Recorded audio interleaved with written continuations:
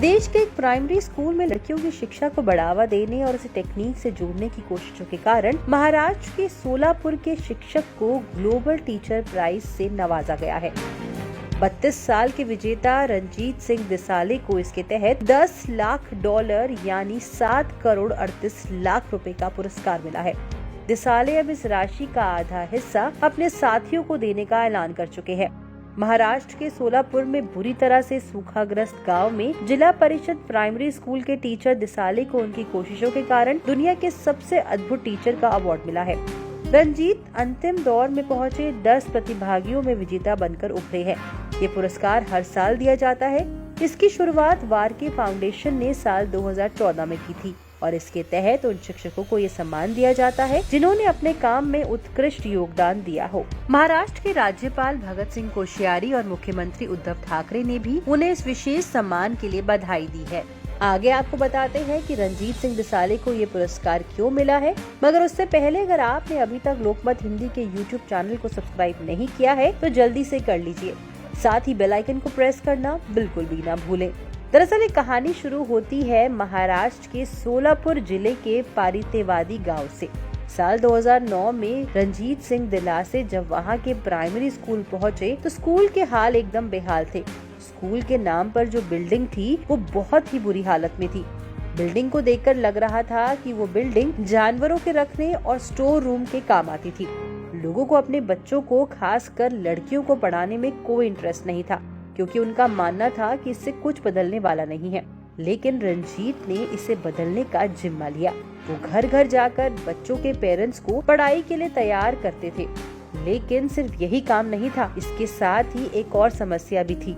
लगभग सारी बुक्स अंग्रेजी में थी। दिसाले ने तब एक एक करके किताबों का मातृभाषा में अनुवाद किया, बल्कि उसमें टेक्निक भी जोड़ दी। ये टेक्निक थी QR कोड देना, ताकि स्टूडेंट वीडियो लेक्चर अटेंड कर सके और अपनी ही भाषा में कविताएं, कहानियां सुन सके। इसके बाद से ही गांव और आसपास इलाकों में बाल विवाह की दर में तेजी से गिरावट आई। महाराष्ट्र में किताबों में QR कोड करने की पहल ही सोलापुर के इस शिक्षक ने की। इसके बाद भी दिसाले रुके नहीं, बल्कि साल 2017 में महाराष्ट्र सरकार को ये प्रस्ताव दिया कि सारा सिलेबस इससे जोड़ दिया जाए।